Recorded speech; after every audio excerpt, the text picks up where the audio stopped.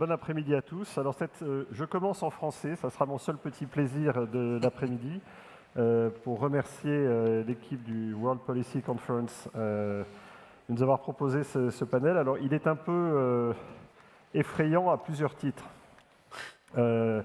Effrayant parce que nous étions prévus ce matin, on nous a déplacés à cet après-midi, et c'est sûr que mobiliser les gens en décalage horaire après le déjeuner, c'est un objectif extrêmement ambitieux. Donc on va essayer d'être à la hauteur de cet objectif. Il est effrayant aussi parce que nous sommes un panel où il n'y a que des hommes. Alors ça arrive, mais j'espère que là aussi on ne nous en tiendra pas trop rigueur.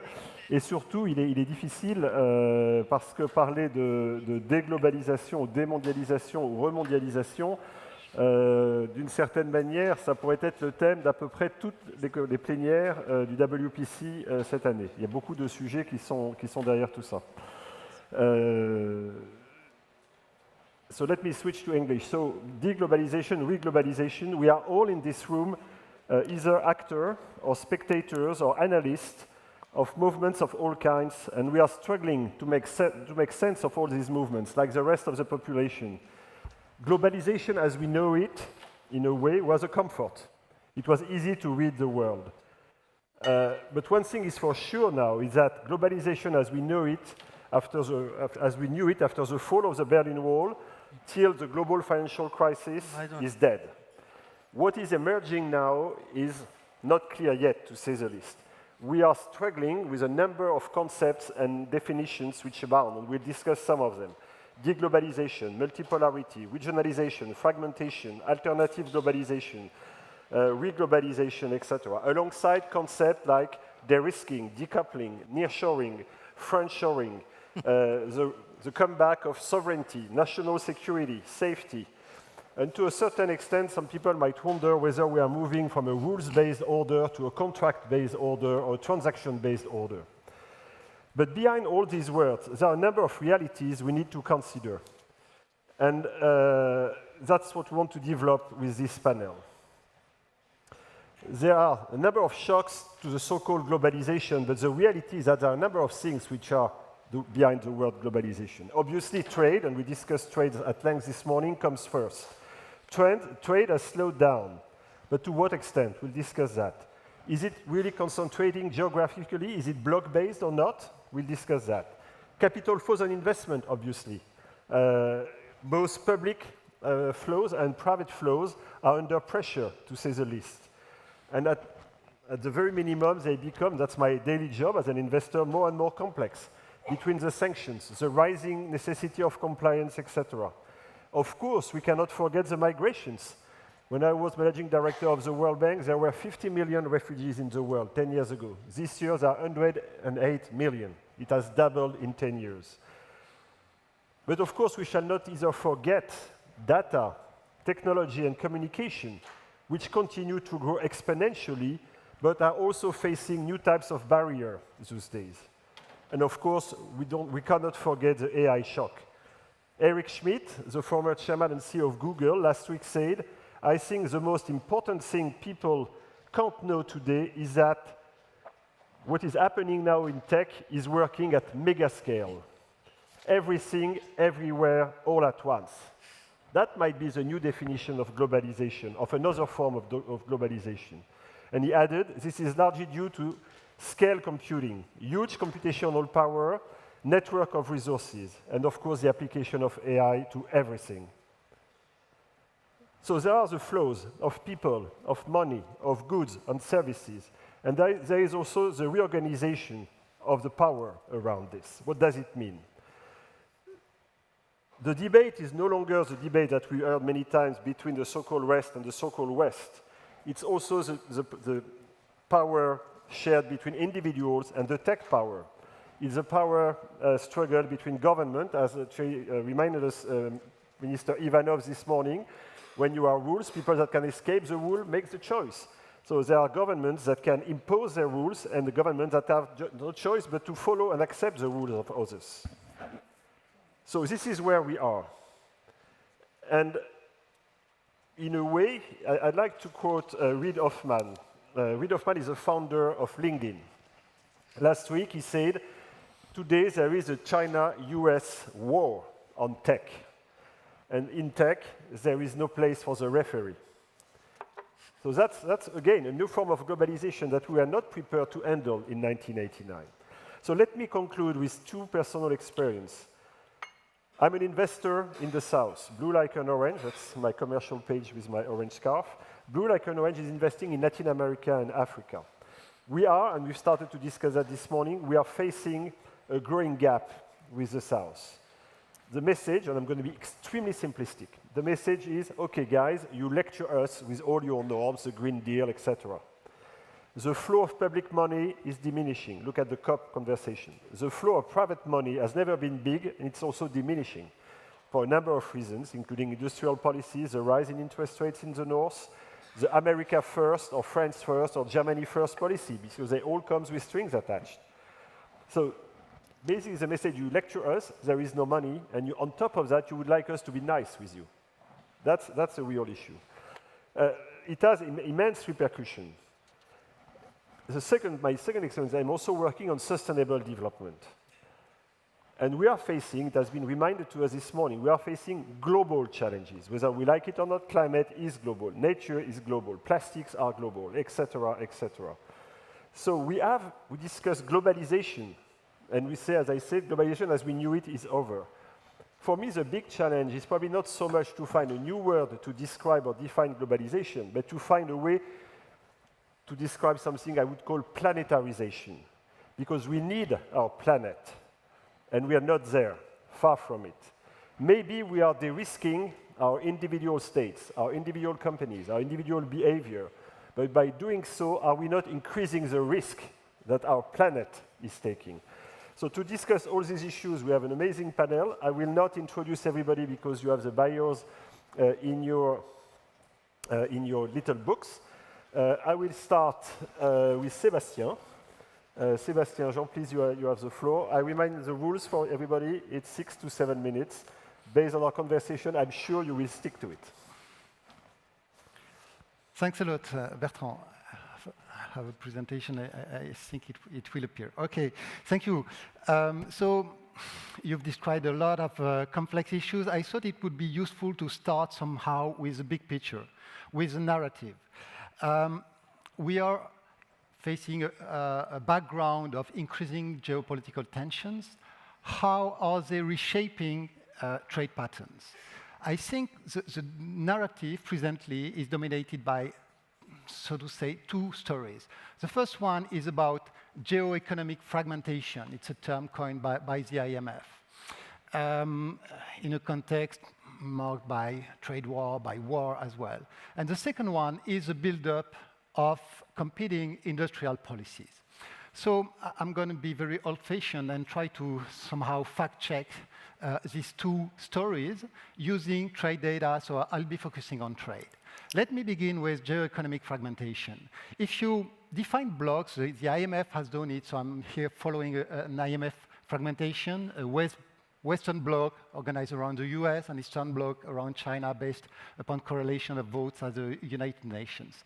What we are witnessing is that since the beginning of the trade war in early 2018, trade between blocs has been lagging behind the rest of world trade, okay, by 10 to 20% in terms of order of magnitude. But this is an average. So what do we see if we look beyond average? I won't go into details. I have a paper forthcoming next week as an Ifri paper, and I'm relying on it. What we see is that war is highly disruptive, but not by 10 or 20%, by one order of magnitude. That's about a kind of hard decoupling.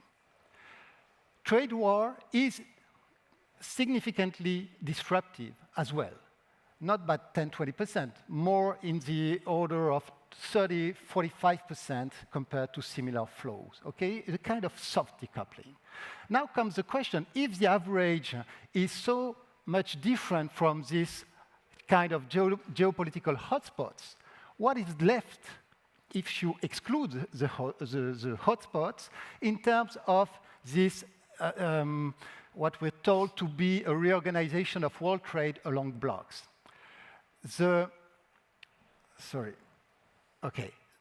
the reply is here to that answer.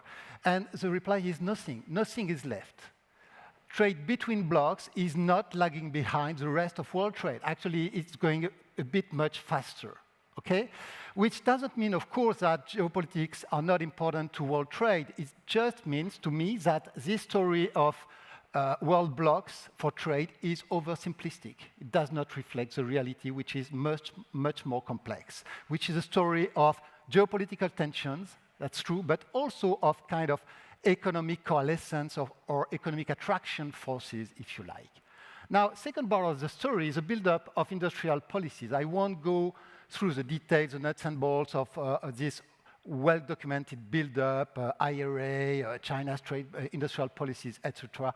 We all know that. We also know, and it's been documented, that many of these industrial policies are trade distortive. More than 70% are, according to a recent study. So is that shaping world trade patterns? If that would be the case, what we would expect would be a kind of scattered pattern of some programs being successful or more ambitious, others being less ambitious, etc. Something kind of diversified at the world level. And trade data tell a very different story. The story is that China is becoming now the world's sole manufacturing superpower. What does it give in terms of data if you look specifically at manufactured goods? And they are important because they are this is where industrial policies mainly apply, and also because politically they are very important from a technological point of view, from an economic security point of view, a social point of view as well. In many respects, it's very important. So here is the Chinese surplus in manufactured goods measured as a proportion of the total worldwide trade in manufactured goods. You see that it's reached now 11% of world trade. That's a huge amount, okay? And it surged big time after the COVID pandemic. What is the story behind that? Well, of course, we can think of a productivity improvement. We all know the spectacular achievement of the Chinese sector. Now, what is disturbing with regard to this potential explanation or narrative is the fact that if you look at the various branches within the manufacturing sector, that's what I'm doing here based on coverage ratios, you see that the Chinese situation improved in every single branch, okay? Second disturbing fact, somehow, China's real effective exchange rate depreciated over that period. Normally, when you face a productivity improvement, you face also an appreciation of the real exchange rate. That was not the case for China. It was a reverse by 9% since 2019. So the lesson and my conclusion in the paper is that this is mainly policy-driven, and it's actually a very explicit, openly explicit political choice. What is the conclusion to respect the time? The conclusion to me is simple. First, geoeconomic fragmentation is not generalized, at least not so far, and at least not as far as trade patterns are concerned. And you have also economic coalescence forces at stake. Second point, if we want to improve the international economic system, we need to improve coordination, and at least in two respects. One is macroeconomic, because part of this, the imbalance I've been emphasizing is sourced in macroeconomic imbalances, the famous rebalancing that we've been expecting for decades now.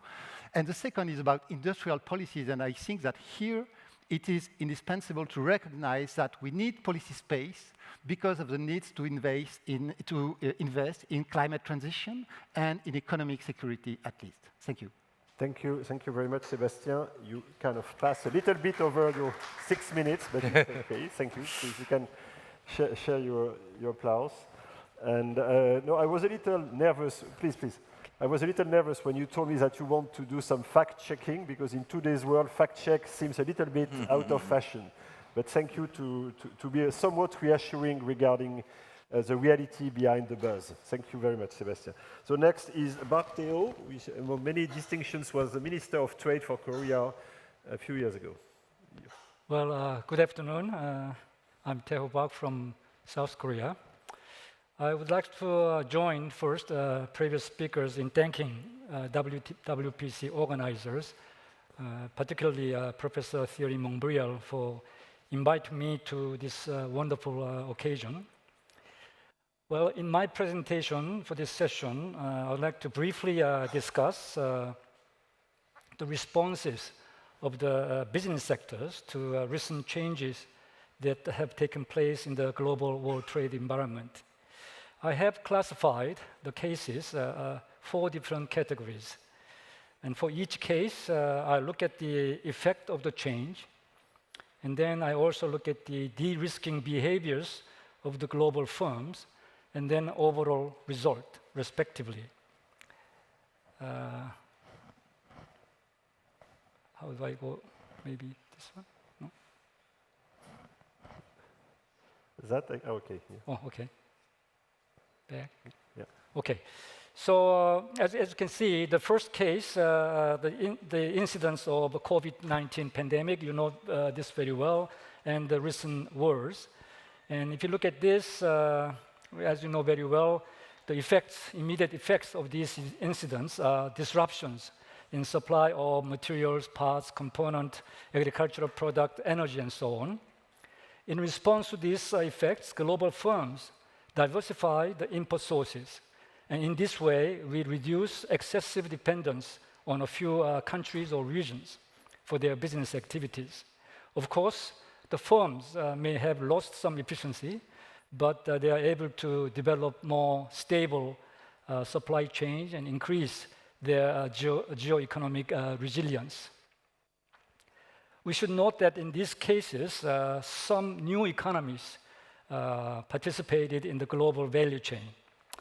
And some trade experts recognize this as a positive so-called Re-globalization effect coming from maintaining interdependence without overdependence. Let's look at the next case where US imposes tariffs and non-tariff barriers on imports from China during the Trump's first presidency and the current Biden administration. The effect, of course, is decline of bilateral trade between the 2 countries. I don't have any specific data, but this is true. And naturally, Chinese firms try to circumvent US trade restrictions. So Chinese firms invested and produced in the so-called third-party countries. Some experts are calling them connector countries, like Vietnam and Mexico, and export their product to the US market. As a result, investment in these countries and their export to the United States increased. Trade experts see this phenomena as another positive re-globalization effect, which mitigate harms produced by a policy of decoupling. Let me turn to the third case, where US imposes strict restrictions against China in certain high-tech products based on national security concerns. As you know very well, exports of high-end semiconductors to China declined, as not only the US, but also other countries following the same measures of US stopped exporting them to China. So China faces difficulties to import high-end semiconductors needed for their advanced sector. And other countries which used to export high-end semiconductors to China struggle to find alternative export markets. This is clearly a kind of a de-globalization effect, which worsened fragmentation in global trade. The last case is where the US measures on EV subsidies discriminate foreign producers and EV batteries using materials and parts. They name this from the Foreign Entity of Concern, FEOC, but this means China, actually. They didn't name the country, but this means actually China. As a result, the US imports of EVs fall. Foreign EV producers seek to produce in the United States, and foreign EV battery manufacturers diversify their input sources of critical minerals and parts. In this case, some economies emerge as a new supply sources for minerals and parts for EV batteries. However, overall global trade in EVs and EV batteries is negatively affected, worsening fragmentation in global trade flows. So from these 4 cases, we see that business sectors have made proper adjustment through re-globalization, although there are some areas where de-globalization effects appeared a little bit significantly. Well, next slide, this is the second to the last, is regarding our concerns that US-China tensions might be intensified when the second term of President Trump begins next year. President-elect Trump has been talking about imposing universal tariff of 10 to 20%, 60% tariff on goods, on Chinese goods, and 25% tariff on goods from Mexico and Canada, even though Mexico and Canada are their USMCA partners. So if all these tariffs are implemented, well, we expect quite negative effects to prevail in the global trade. I mean, we don't know whether these tariff measures are actually implemented. And ironically, if these are implemented, US may face inflationary pressure from these measures. We talk about this in the first session or second session in the morning. Also, Chinese export to United States through third-party countries will decrease, and China will export these products to other markets, which may cause negative spillover effects. Therefore, positive re-globalization benefits will diminish, increasing negative de-globalization effects. The last slide is some suggestions. I think many people are sharing this suggestion for the future global trade order.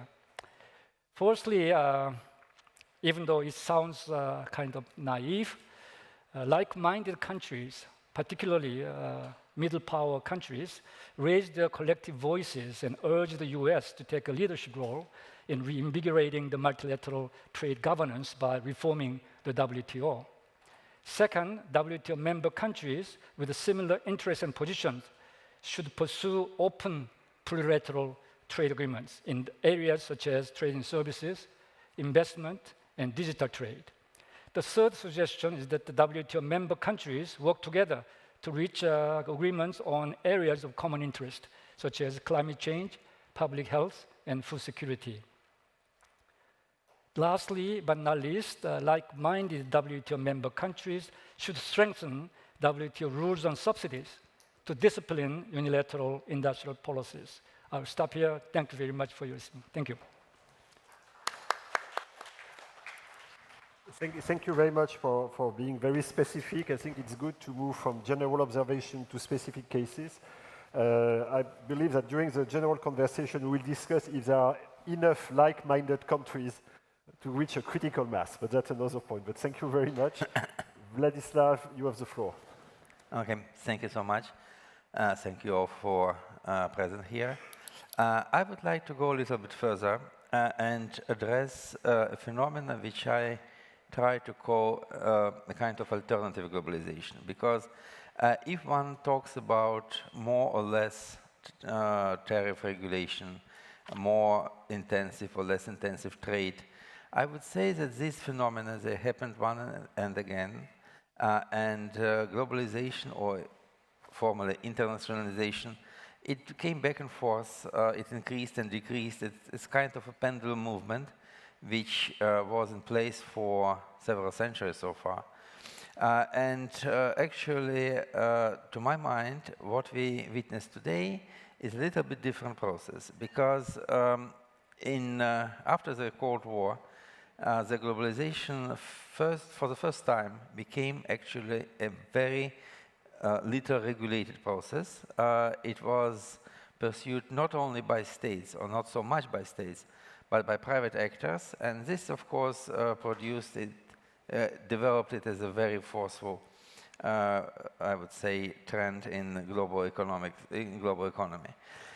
And as soon as it happened, another actors entered the stage, which were called informal, ungovernmental, a little bit criminal, at least illicit and anti-systemic.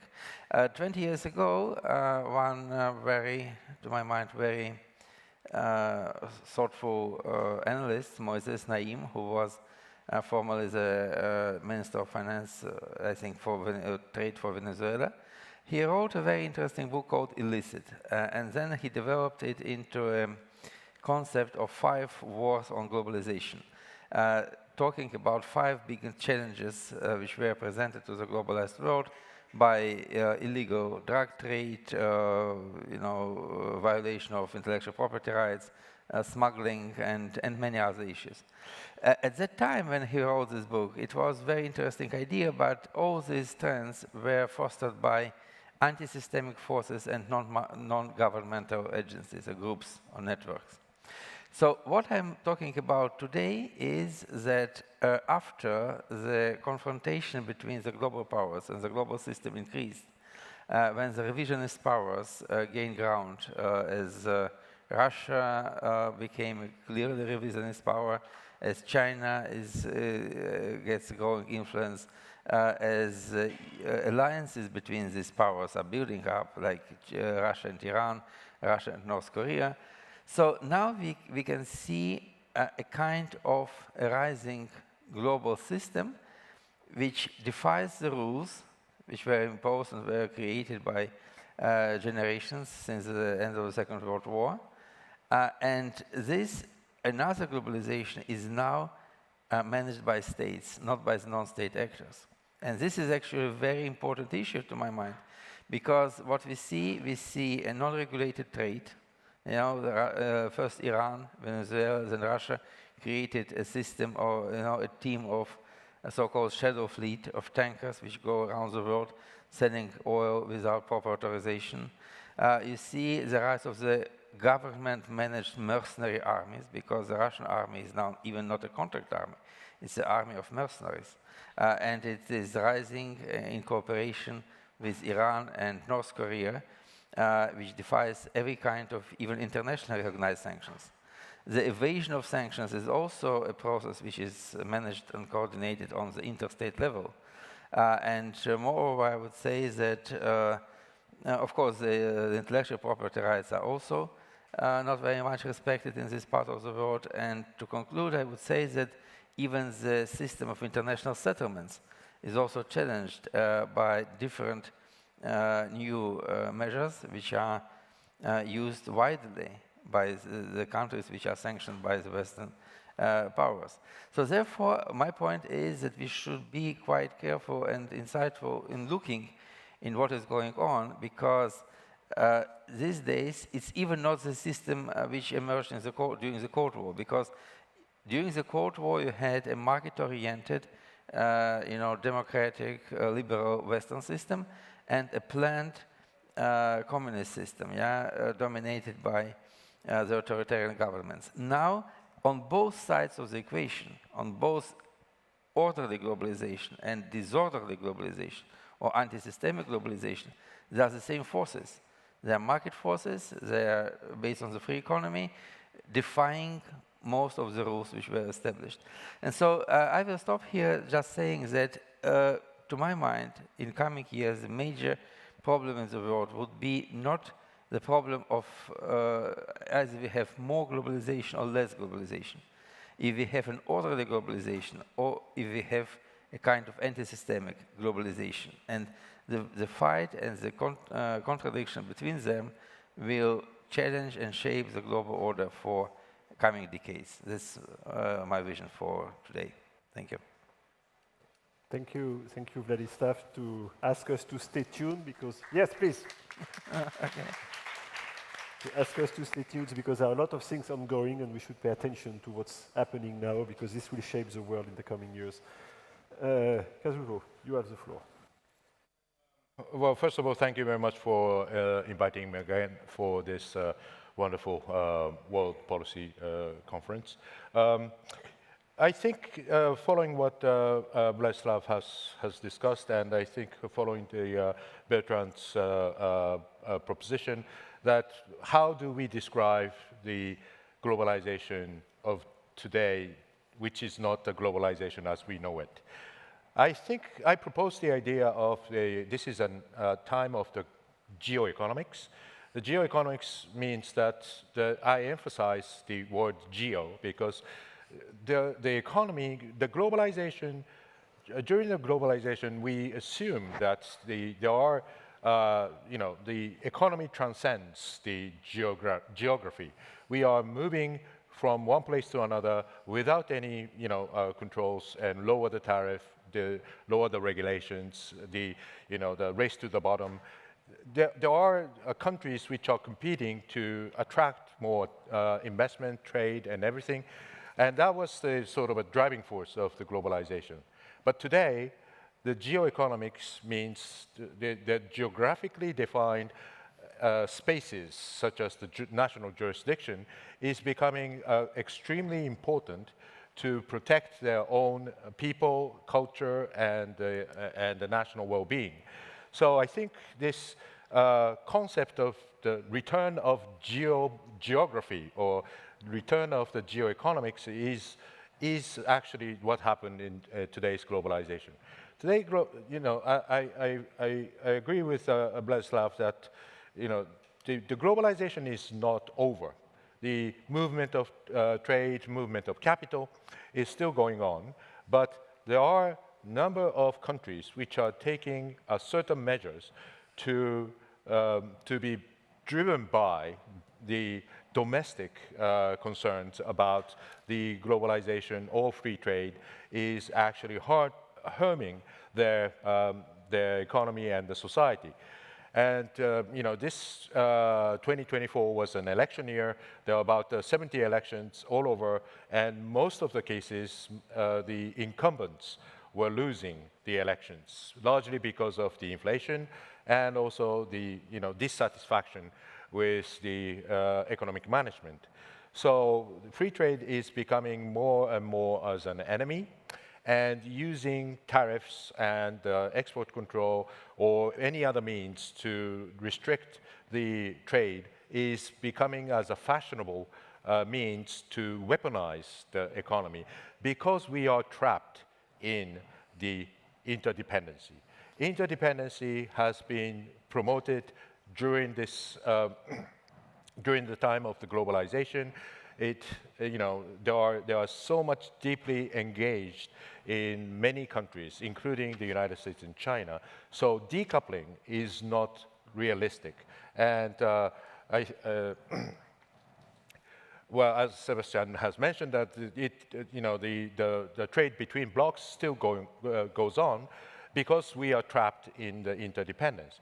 But the contents of the interdependence is now changing. We cannot easily using this interdependence for the sake of the economic growth, but it is for the sake of the economic weaponization.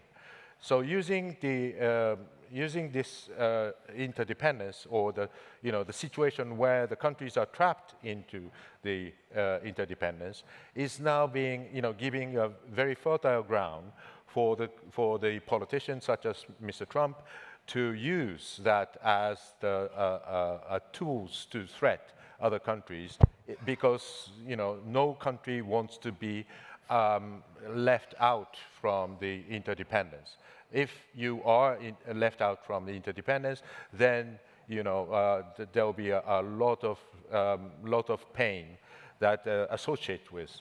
So the economic sanctions against Russia, for example, is one of the ways in which to decouple or to separate the Russian economy from the Western or rest of the world economy. But in fact, it is getting harder. Although the states are using the economic sanctions as a weapon to force against Russia to change its behavior against Ukraine, but at the same time, there are certain rooms are left. For example, Japan is still buying LNG from from Russia, or the many other countries are buying oil and diamonds from Russia. So this is because this interdependence during the globalization is now creating a lot of pain for other countries to decouple. So often this, a situation of the interdependence can be used as both as a weapon, but at the same time as a safeguard of the globalization. But again, the globalization as we know it is no longer applicable because these, there is no willingness for any countries to deepen this interdependence and to create more vulnerabilities. So that's why the idea of the economic security comes into play. The economic security is usually defined as the way to reduce the dependency on another country and try to reduce the vulnerability on the others. So not to increase more dependency and to reduce the amount of the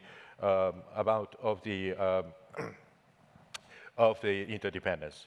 And finally, even this situation, what is interesting is that Mr. Trump's policy to use tariff as the economic coercive measures, it is interesting that the movement of capital is not restricted.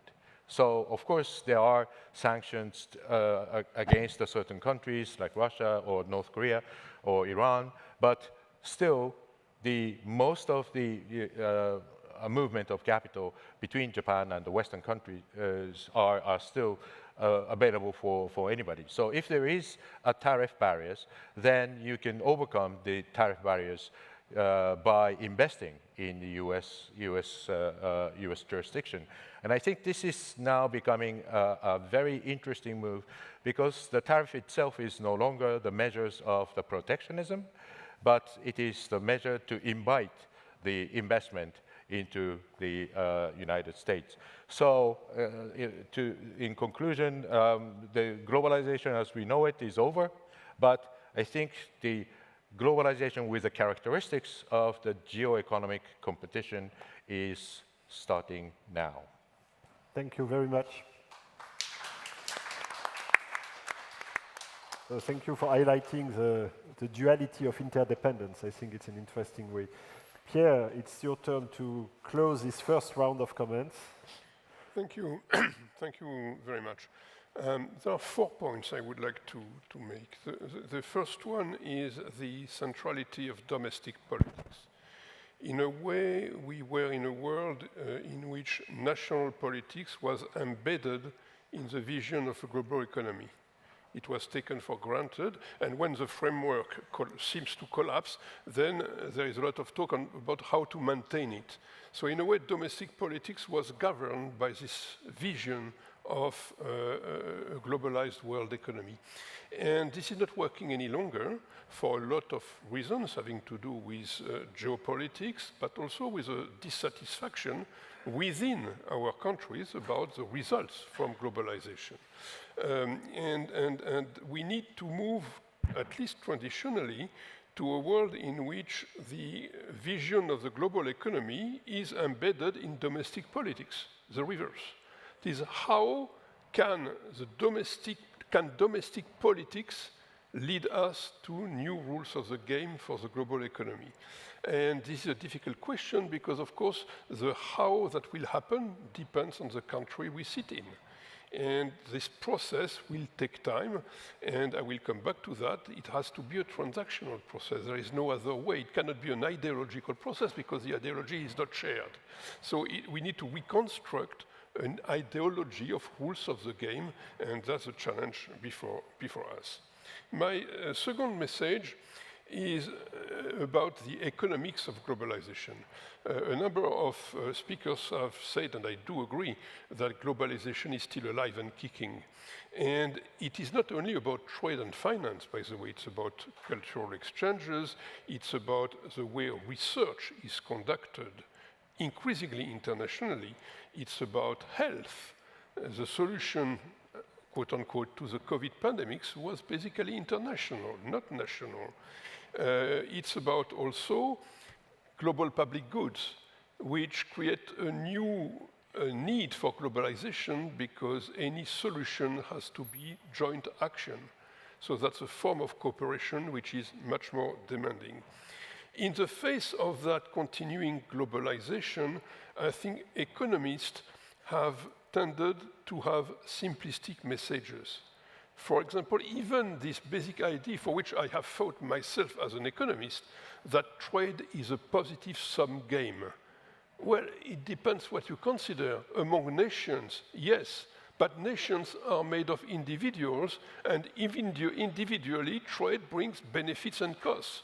So if we believe that the benefits of trade are worth the cost, which I do believe, again, we need to make that demonstration more properly. So we need a work of economists that goes with granular data on how income distribution is affected by trade, much more than has been happening so far.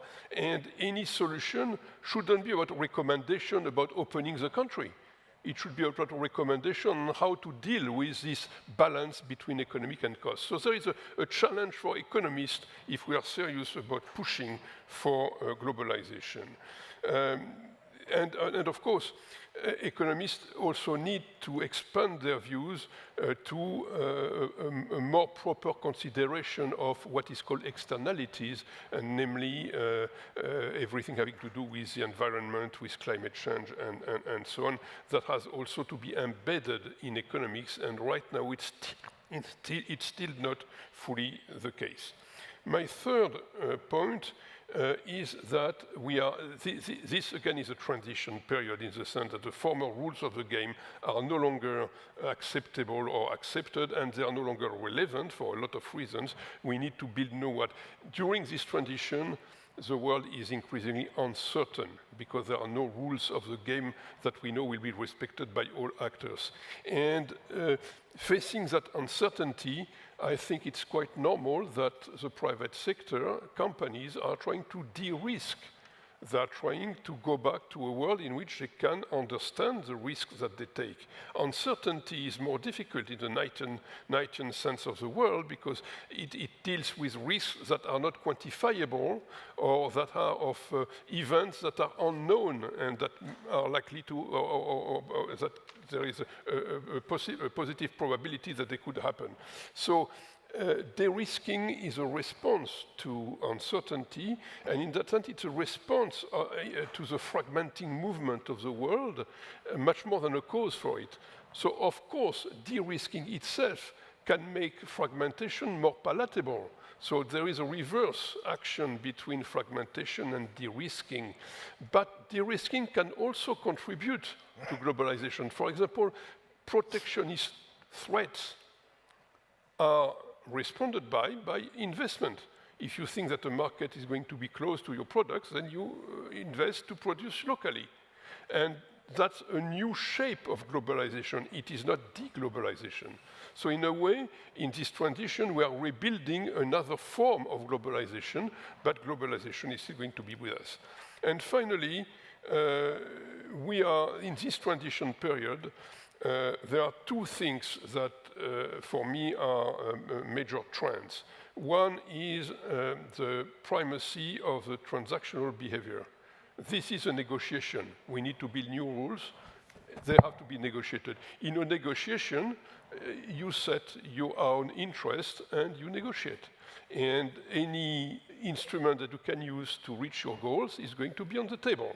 So we shouldn't worry too much about affirmations, about declarations. What matters in the end is debate, discussion, and negotiation. And the second trend that is inescapable is multipolarity. There is an increasing number of countries who have a legitimate seat around the table. And certainly this includes not only the big countries, but the countries that are part of the spirit of this World Policy Conference, which Thierry mentioned as medium-sized powers, basically. And we need to find ways to do this. It's not going to be easy. Negotiating with two major countries is difficult, three a little more, but 20, 25, 40, that's something that is going to take much more time. And this is why we need an intense dialogue on all these issues, but we should make a permanent effort to reconnect economics and politics, because the two get together. We as economists forgot that, because we were living in a world in which geopolitics was stable, so we could ignore it. This is over, at least for some time. Let's rebuild a world in which high politics is stable once again. Thank you. Thank you very much. Please. So we started with Sébastien with fact-checking, which, as I said, was a little bit out of fashion today. We finished with Pierre, who called us for being kind of realistic and reasonable, which is also a little bit out of fashion. But I think maybe not in this room, so that's good. So it's time for me to open up for questions, please. Yes. No, wait for the mic, Stan. Stan Cozon, Capgemini. Question to Mr. Bach. You mentioned at the end of your presentation that one of your suggestions was that WTO countries should try and reach agreements on certain common issues. Let me pick the first one you mentioned, climate change. What would be the 2 or 3 or 4 major countries you think could drive this effort? Yes, please. Well, climate change issues are becoming a universal issue. But if you look at this morning, we have also discussion. We have big leading nations having different positions on climate change issues. The EU is really advocating for climate change issues by introducing carbon border adjustment mechanism or pricing the carbon, things like that. But US is not doing it. So maybe we have to have some kind of common, at least common principles or agreement to make, so that many other countries can participate in this kind of movement. So we can extend this idea for food security and public health, but after that, I don't have any good idea what will be the 4th or 5th item, but maybe human rights or labor standard, we can talk about this. In US policy on IRA, through IRA, they talk about the origin of the country, who is making it, what kind of material you are using it. Rather than that, we have to impose some kind of climate change criteria or human right criteria. Then you don't have to designate any specific persons. That's what I was saying. Thank you. Thank you. Yes. So I see one here. Other questions? Okay. Sorry, very big question to you, sir. You mentioned... Can you introduce yourself, Ari please? Yassine. I used to be ambassador to France, a good friend of Thierry's, that's why I'm here. Question on the parallel economy. What's the impact, or has anybody looked at the impact of the emergence of Bitcoin on the unregulated economy worldwide? Thank you. So who wants to discuss Bitcoin? Sébastien. I'm not sure I heard all the entirely the question, but to me the question with the Bitcoin is to what extent it will play an active role in the present transformation of the monetary system, in particular in a context where financial sanctions have been spreading. My feeling is that so far they have been playing a role that remains marginal, rather marginal. It might increase, but I don't think in the near future it will play a major role. What I would add is that I don't think the objective of many governments in that respect is to replace the dollar in the monetary system. I think the objective for them is just to limit vulnerability to financial sanctions, which is a pretty different thing, and which does not require replacing the dollar. And I think it's much more pragmatic and reachable objective. Thank you. Are there questions? Yes, please, thank you. And there are two, yeah. We take this one, and there is one on the front row afterward. Thank you, Nicolas Pio from Tilt Capital. I was just wondering whether we are considering China with today's eyes, and going forward, we're not looking at also the weaknesses. For example, in my sector, energy, none of the PV producers are actually cash generating. Same thing for EV producers apart from BYD. So do you think that they will remain this sort of super manufacturing superpower by definition, or can there be mishaps? Pierre or Sébastien? Perhaps quickly, I think what we have been witnessing for a few years has been a major bias in Chinese policies in favor of supply in general and the manufacturing sector in particular. What we know and we have been witnessing for a long time is that this is not inconsistent with a very strong, very harsh competition within China. So I think and it's typical actually of the way the Chinese leaders are organizing industrial policies. I mean, favoring the sector, but also favoring competition within the sector. So to me, that's part of the process, and I see no contradiction, and I see no reason why that would weaken the general position of the Chinese sector as a whole. Suzuki-san? Right. Well, I fully agree with Sébastien. I think no country is perfect, and China is neither. I think China has a lot of problems on the food, energy, supplies, and these are, of course, the weakness. But at the same time, their fierce competition, internal competition, is making Chinese products very competitive externally, but their internal framework of the economic competition and the market is more fragile and fragmented. So there are this is also very interesting that most of the cases it is the government-led competition. So the government provides the incentive for the private sectors to compete and to gain the access to the subsidies and tax credits, and then they are competing each other, and then at the end of the day, either to the big guy remains like BYD or in some other cases, and there are all players die together, like in case of the share bike or many other consumer products. So I think Chinese economy is very dynamic, but also it is very extreme in a way. So there are lots of weaknesses in China, and that's not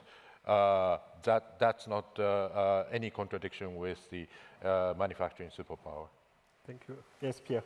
Yeah, I just wanted to use this opportunity to say that this has lessons for Europe. And I think that we cannot predict what will happen in China, but certainly the message for Europe is very clear. We should invest more in research and innovation, and much more than we do. And indeed, that also implies public investment and European cooperation. We are not taking that road. What we are discussing nowadays is to constrain the capacity of the governments to intervene, for good or bad reasons. But we need to find ways to combine the need to put our public finance in order with the need which is now to invest dramatically in research and innovation. Thank you. Yes, sir. Stephen Erlanger from the New York Times. And I wanted to press a bit further on de-dollarization and about defending oneself from American sanctions, because that's what we're mostly talking about, right? I mean, you seem very calm about it. I question that. I mean, I see Iran and China maneuvering around Russian sanctions to buy Russian oil. People are maneuvering around Iran sanctions. The Chinese have been talking, a lot of people have been talking, the Europeans have been talking about defending themselves against American sanctions. On the JCPOA, they failed. They tried to set up their own exchange mechanism and failed. So I'm curious why you seem so calm about it, and don't you see other factors at work, particularly with Trump coming in? Thank you. Or maybe one of the reasons that there is no American in the panel, so that's maybe why we are so calm. Thank you very much for your question. I think you want to answer. Who wants to react to? Look, yeah. Yes. No, yes, go ahead. Vladislav and then, Okay. Yeah, I agree that actually the trend is present, and all these countries affected by sanctions, and all those of them who are threatened by sanctions, they are actively working on this. I would not say that it's possible to expect something as a new currency to be invented which can challenge the dollar, but it's more about the settlements. It's more about the new system of settlements, some undercovered, some official, which can be used in quite huge numbers, in quite huge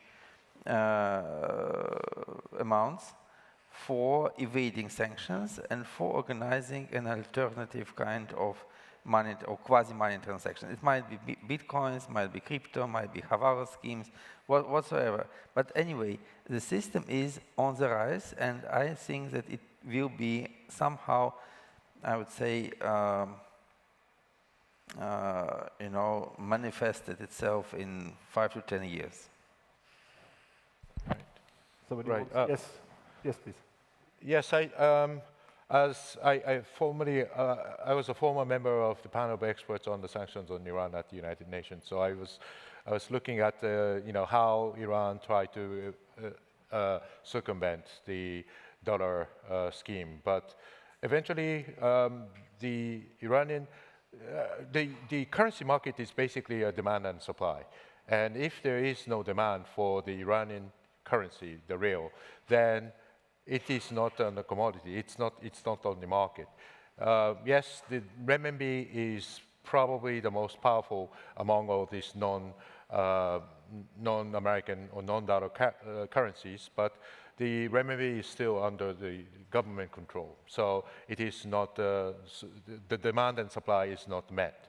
The Russian ruble, Indian rupees are neither of the global currency. So there is nothing can replace dollar at this moment. The cryptocurrencies, Bitcoin, are potentially can be used as a circumvention, but the value of the Bitcoin or any cryptocurrency is so fragile and it's so fluctuated, it's not being very attractive as the currency. It can be attractive as an investment, like gold or diamonds, but it's a commodity rather than the currency. So from those point of view, I think even though there are willingness of going into a de-dollarization, I think there is nobody can be able to to replace the US dollar. Anybody wants to? Okay. Yes.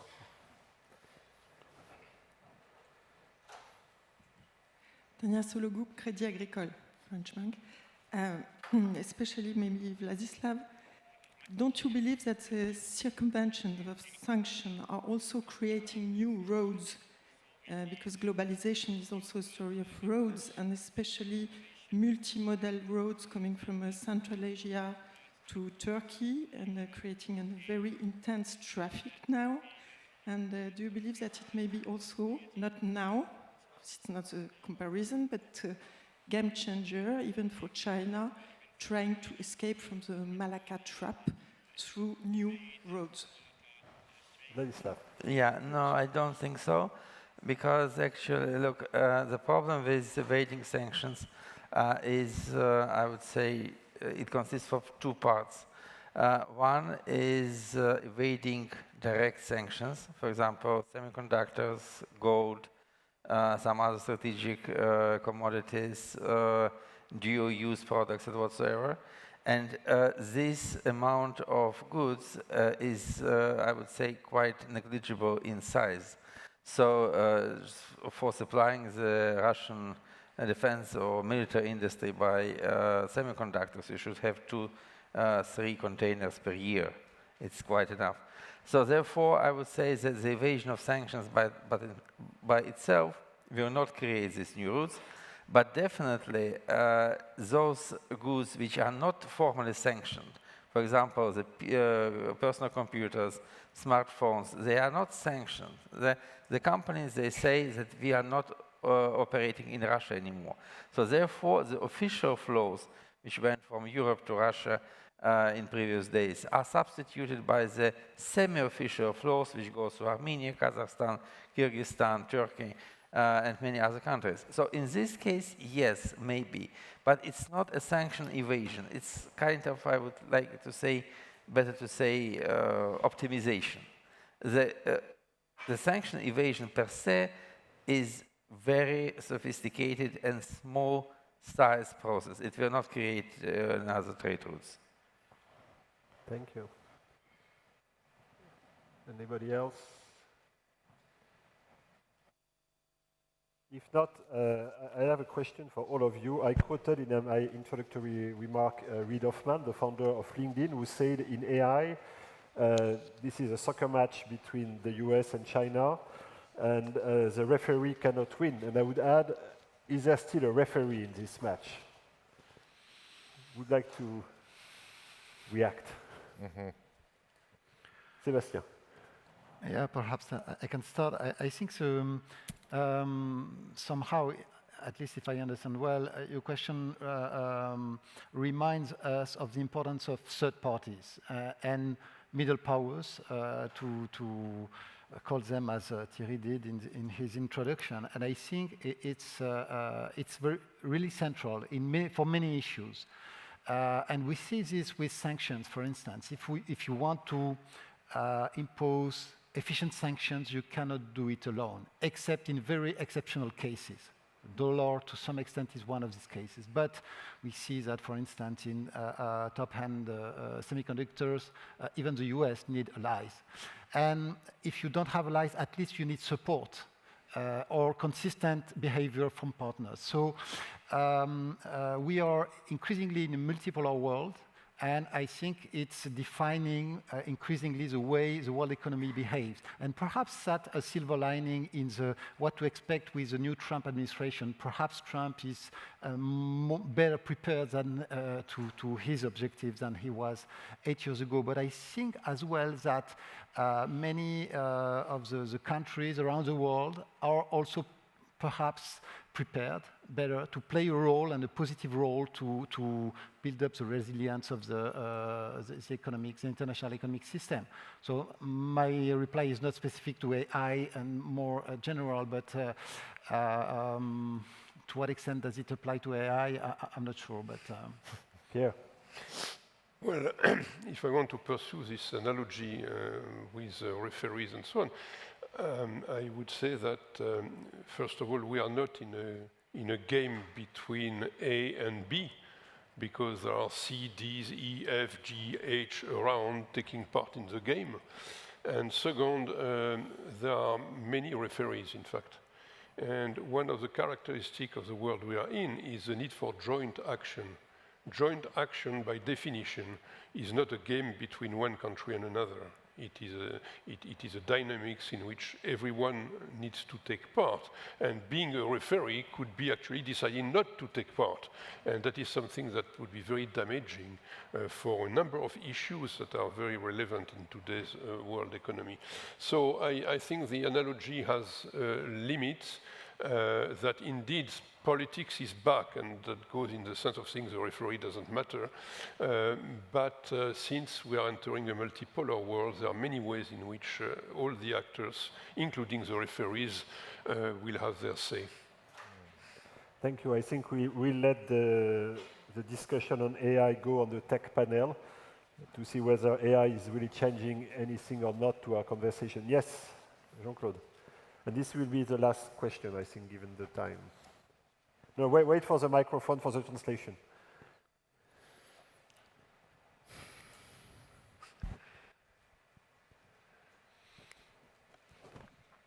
JC Grufa, New York. I have a question for the panel. I'm not sure who wants to pick it up, but we talk about currency, we talk about trade, and so on and so forth. So currencies are a way to settle trade. But at the same time, currencies are also an instrument of reserve.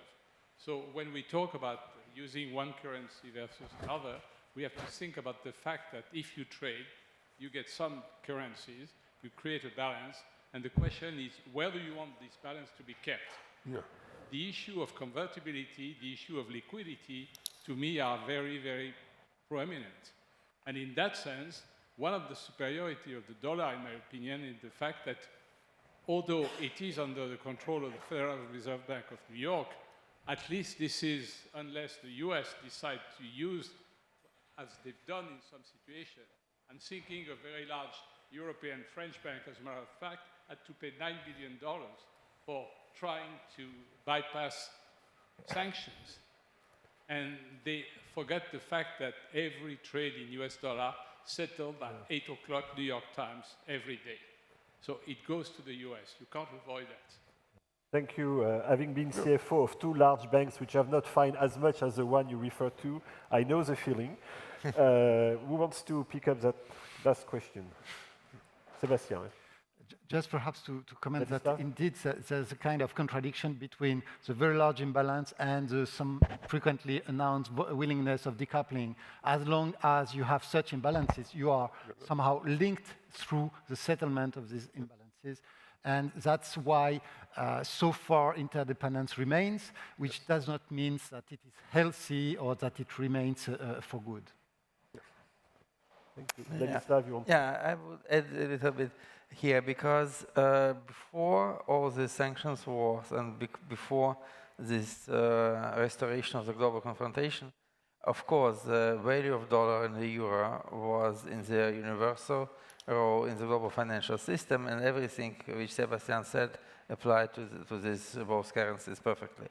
But now, when these additional restrictions are in place, so I would say that a very sophisticated task is now facing many governments, because except of the natural virtues of the dollar or euro, they should reflect on many other obstacles, because, of course, yes, dollar and euro are the best possible reserve currencies, but some countries cannot afford them because they believe they are risky strictly for them. For these countries, for Iran, for North Korea, for Russia, whatsoever. So therefore, it would be a kind of, a huge, how to say, a huge list of options, from more favorable to less favorable. And therefore, the competition is a little bit,